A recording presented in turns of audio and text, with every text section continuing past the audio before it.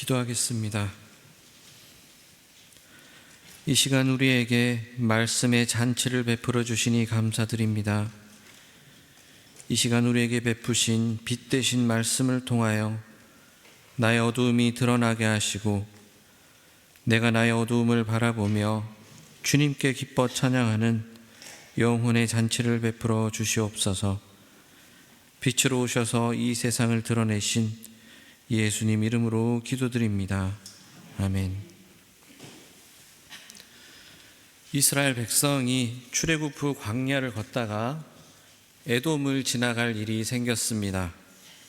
그래서 모세는 사신들을 보내어 에돔 왕에게 에돔의 대로인 왕의 길을 지나게 해달라고 정중하게 부탁을 했습니다.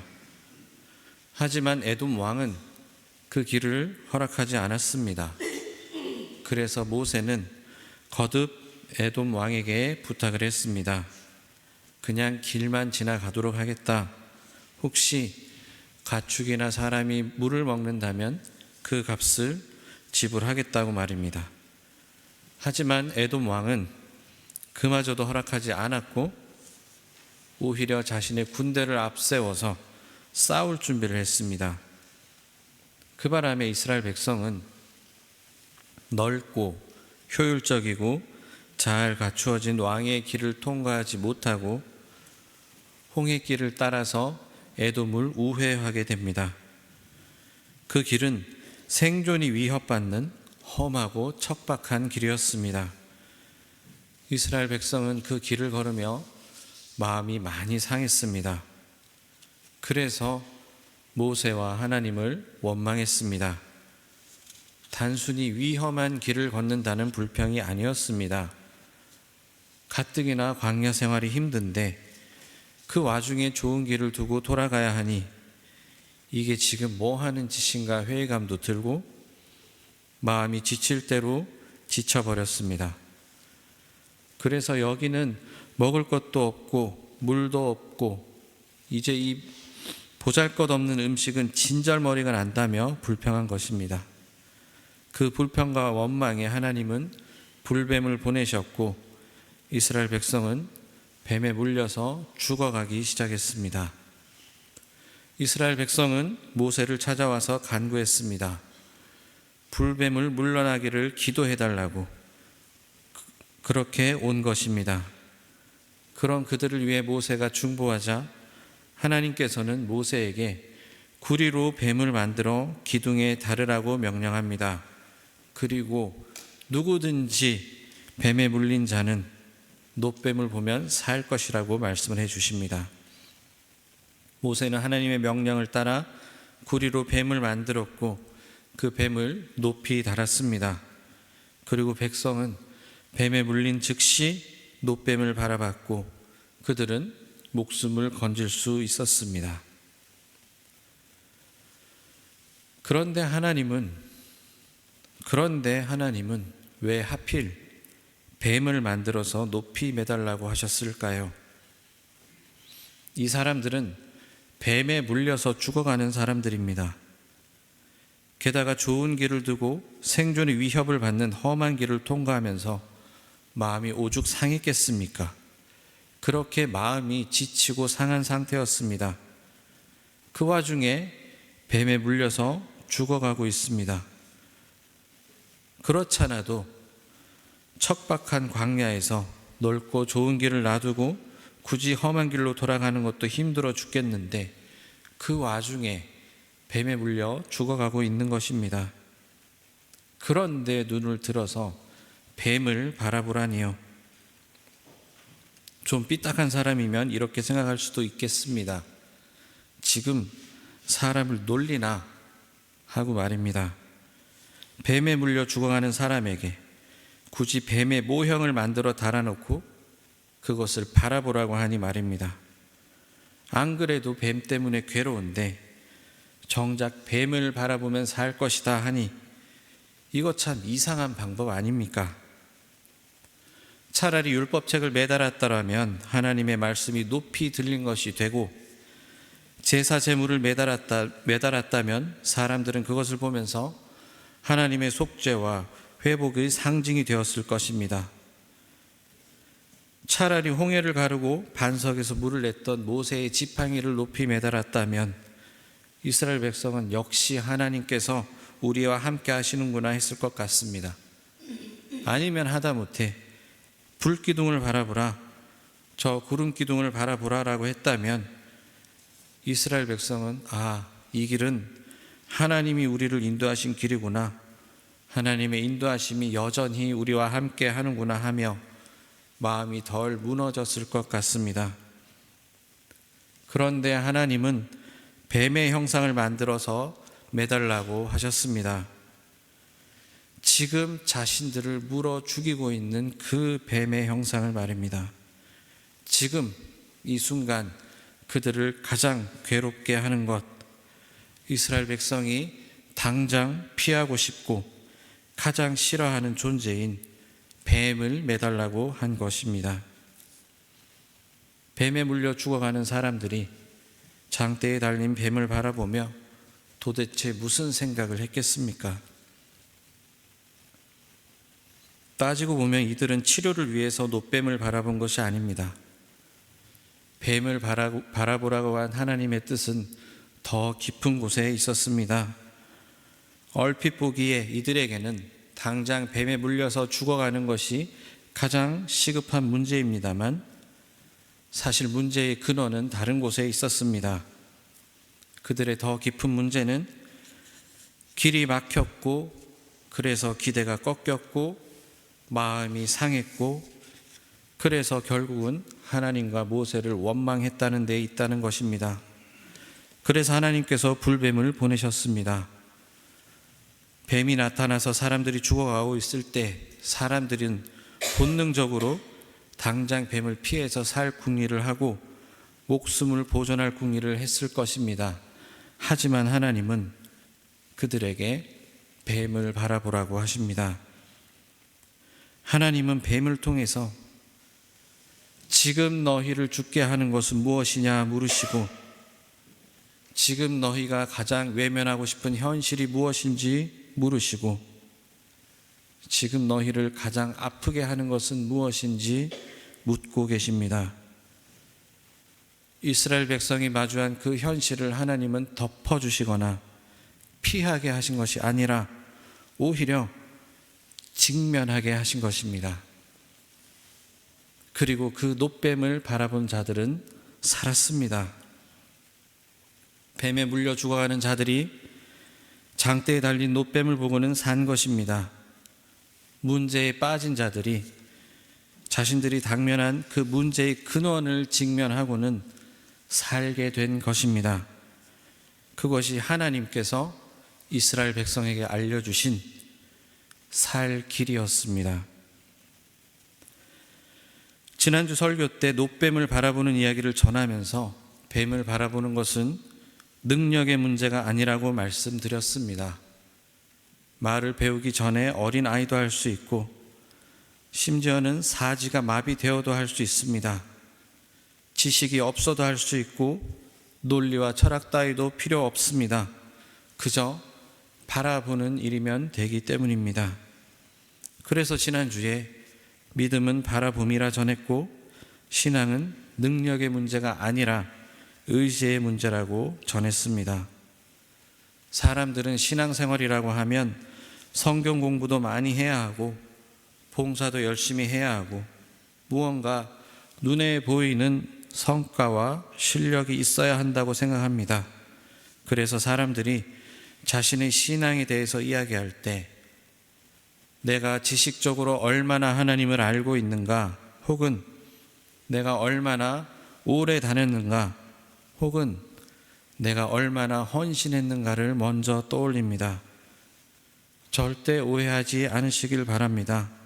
그런 것들이 아무 소용없다, 무의미하다는 말이 결코 아닙니다. 그 이전에 먼저 더 근본적인 것이 있다는 말입니다. 내가 하나님을 얼마나 아는가, 신앙생활의 연차가 얼마나 되는가, 나의 헌신이 어느 정도인가 하는 것들은 겉으로 드러나는 것들입니다. 신앙의 겉면, 상피에 가까운 것들입니다. 이것들이 만약 신앙의 근본이 자리해야 할 곳에 있다면 그것은 그야말로 껍데기뿐인 신앙입니다. 우리는 신앙의 근본을 향해 나아가야 합니다. 인간의 몸이 껍데기, 피부로만 구성된 것이 아니라 그 안에는 오장육부가 있고 심장이 뛰고 있습니다. 폐가 숨쉬고 있으며 피가 흐르고 있습니다. 우리는 지금 이 교회에서 신앙생활을 하면서 껍데기를 붙들고 있습니까? 아니면 본질을 붙들고 있다고 자부하십니까? 우리 모두는 껍데기를 붙들고 사는 사람들이며 우리 모두는 광야에서 마음이 상해서 뱀에 물린 자들입니다. 여러분들에게 하는 말이기도 하지만 사실은 저 자신에게 하는 말입니다. 제가 앞에서 가운 입고 이렇게 목소리를 깔고 여러분들의 마음에 울리는 설교를 전한다 할지라도 저는 여전히 껍데기를 붙들고 사는 사람입니다. 과연 인간이라는 존재가 감히 하나님께서 주관하시는 세계의 본질을 꿰고 있다고 자부할 수 있는 것입니까? 우리가 이곳에서 최선을 다해서 신앙생활하고 있고 나른 껍데기에 머물지 않고 본질을 향해 애쓰고 노력하고 있더라도, 그리고 심지어 어느 정도 본질에 가까워졌다고 스스로 자부하더라도 우리는 여전히 늘 껍데기에 머무는 존재들입니다. 인간이 피부로만 이루어지지 않았고 심장이 있고 폐가 있고 피가 온몸에 흐르는 존재라고 말씀드렸습니다만 어디 그뿐입니까? 심장이 있고 폐가 있고 온몸에 피가 다 흐르는 것을 알면 인간에 대해서 다 안 것입니까? 아닙니다. 결코 아닙니다. 인간이 가진 그 정신과 하나님께서 허락하신 그 영혼은 어떻게 설명할 것이며 눈에 보이지도 않는 인간의 철학과 신앙은 어떻게 설명하겠습니까? 그러니 피조물로서 인간은 늘 뱀에 물려 죽어가는 존재들이며 늘 바라보아야만 하는 존재들입니다. 그래서 신앙인으로서 우리들의 화두는 나는 오늘 하루 무엇을 바라보며 사느냐입니다. 하나님은 불뱀에 물려 죽어가는 이스라엘 백성에게 신앙의 겉면들을, 신앙의 껍데기들을 요구하지 않으셨습니다. 왜 율법을 지키지 못하느냐? 너희들은 왜 기도를 하지 않느냐? 왜 불평하느냐고 말씀하지 않으셨습니다. 그보다 그 중심을 건드리셨습니다. 길이 막혔을 때, 나의 기대가 꺾였을 때, 내 마음이 지쳤을 때 그들이 붙들고 있는 것은 무엇인지 바라보게 하신 것입니다. 신앙의 껍데기들은 인간이 순조로운 일을 지날 때는 그저 다 은혜로워 보입니다. 길이 열려 있을 때, 상황이 괜찮을 때, 왕의 길을 걸을 수 있을 때는 신앙이 있어 보입니다. 사람의 눈에는 하나님 말씀 잘 듣고 기도 잘 하는 것 같고 다 은혜 가운데, 인도하심 가운데, 평안하심 가운데 있어 보입니다. 그런데 길이 막히고 좋은 길을 두고 험한 길로 돌아가야 할 때 그 신앙은 금세 벗겨지고 맙니다. 이스라엘 백성이 딱 그랬습니다. 매일 불기둥과 구름기둥을 따라 걸으며 하나님 주시는 만나를 먹으며 잘 가고 있는 것처럼 보였지만 왕의 길이 막히고 홍해 길을 따라 걸어야만 하는 그 시련이 닥쳤을 때 그들은 와르르 무너지고 말았습니다. 그렇게 무너지면서 그들이 가져왔던 신앙의 겉면은 와르르 무너졌고 하나님과 모세를 원망하며 결국 불뱀에 물려 죽어가는 신세인 자신들을 발견하게 됩니다.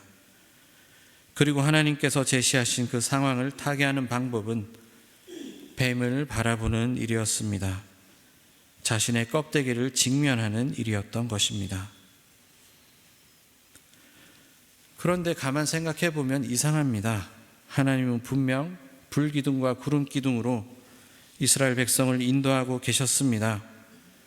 이스라엘 백성은 하나님께서 불기둥과 구름기둥을 통해 인도하시는 대로 걸으면 되고, 아침마다 만나와 메추라기를 주시는 대로 먹으면 되는데, 모세는 왜 굳이 길을 가기에 앞서서 에돔 땅의 왕의 길을 걷기 위해 미리 협조를 구했으며, 백성들은 그 길을 거부당했을 때 왜 그렇게 마음이 상했었나 하는 질문이 생깁니다.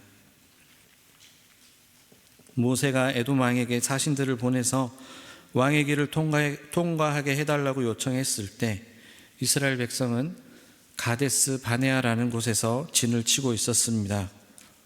모세가 에돔 왕에게 자신들을 보냈을 때 분명 구름 기둥은 가데스 바네아에서 머물러 있었을 것입니다.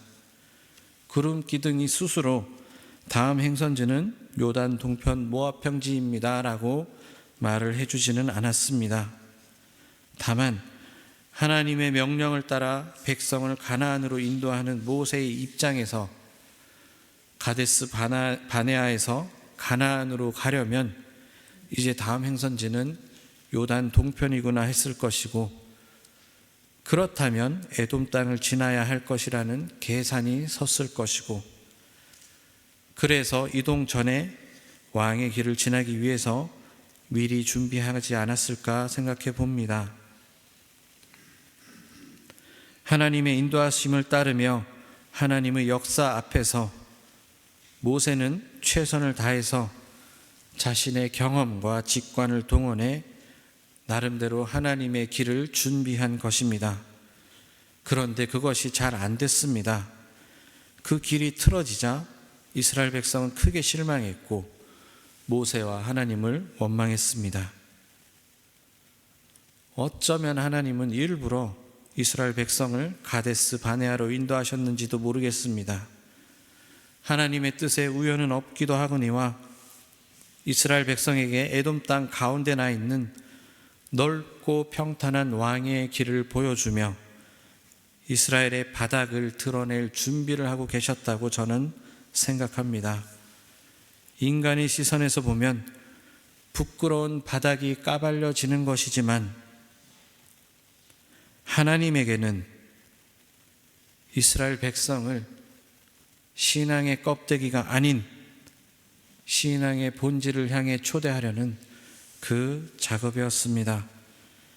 이제 단순히 겉의 문제를 치료하고 당장 눈앞에 닥친 현실적인 문제를 해결하는 그 신앙을 넘어서 본질을 바라보는 신앙으로 초대하시려고 그렇게 하신 것 아니겠습니까? 이스라엘이 왕의 길을 바라보았을 때, 아니 하나님께서 이스라엘 백성에게 왕의 길을 보여주셨을 때 이스라엘 백성은 안도했을 것이고 이제 우리는 잘 될 것이다 위안 삼았을 것입니다. 하지만 하나님은 이스라엘 백성의 눈앞에서 왕의 길을 가로막으셨습니다. 이스라엘 백성은 왕의 길이 막히자 단순히 길이 막혔다고 절망한 것이 아니었습니다. 자신들이 기대하고 계획했던 삶의 방식이 무너졌을 때의 분노를 터뜨린 것입니다. 홍해길에서의 불평은 단순히 좋은 길 놔두고 굳이 이 길을 가야 하는가에 대한 불만이 아니었습니다. 통제할 수 없는 인생 앞에서의 저항이었으며, 겉으로는 하나님을 신뢰한다고 말하지만 왕의 길이 아니면 안 된다고 생각하는 이스라엘 백성의 오만이었습니다. 구름이 길을 안내하기 전에 지도자부터 나서서 에돔 왕에게 사신들을 보내 자신이 갈 길을 계획하고 조율하고 통제하려 했던 그 시도가 완전히 무너진 것에 대한 불평이었고 절망이었습니다. 겉으로는 불기둥과 구름기둥을 따르면서도 정작 그들은 속으로 이 길이 더 효율적이지 않나? 저 길이 더 안전하지 않나? 이 길이 더 남들 보기에 괜찮지 않나? 하는 것들을 따져가면서 길을 걸었던 것입니다. 그래서 하나님은 왕의 길을 막으셨습니다. 그 사건으로 그들의 신앙이 무너진 것이 아닙니다. 그들의 신앙의 기초가 무엇인지를 드러내셨습니다. 도대체 그들의 신앙이 무엇 위에 세워진 것인지를 드러내셨습니다. 광야에서 불뱀에 물린 이스라엘 백성은 육신이 죽어가는 것처럼 보이지만 사실 그들의 마음속에는 늘 불뱀이 있었습니다. 겉으로는 하나님의 인도하심을 따르며 광야를 걷고 있는 하나님의 은혜로 사는 백성이지만 사실 그들의 마음 깊은 곳에는 하나님이 아니라 불뱀이 자리하고 있었는지도 모르겠습니다. 하나님은 그것을 드러내셨습니다. 이스라엘 백성이 불뱀에 물려 죽어갈 때 하나님은 뱀을 바라보라고 하셨습니다. 그 뱀은 장대에 높이 달려 있지만 이스라엘 백성은 그 장대에 달린 뱀을 바라보며 자신의 마음 가장 깊은 곳에 있는 뱀을 발견했을 것입니다. 이 말을 뒤집어 거꾸로 말해보자면 하나님은 이스라엘 백성 가장 깊은 곳에 있던 그 뱀을 끄집어내서 장대에 높이 매단 것입니다. 하나님은 뱀을 없애지 않으셨습니다. 피하게 하지 않으셨습니다. 오히려 그 뱀을 들어 올리셨습니다. 그리고 이스라엘 백성에게 말씀하십니다. 보아라, 그리하면 살 것이다. 장대에 달린 뱀을 바라보기를 주저하지 마십시오. 신앙의 껍데기들로 내가 신앙생활을 잘 하고 있다고 자부하고 하나님을 잘 믿고 있다고 자부하던 내 신앙의 허상이 완전히 발가벗겨져서 장대에 매달려야만 합니다. 하나님이 모세에게 구리로 뱀을 만들어 장대에 달으라고 명령하신 것은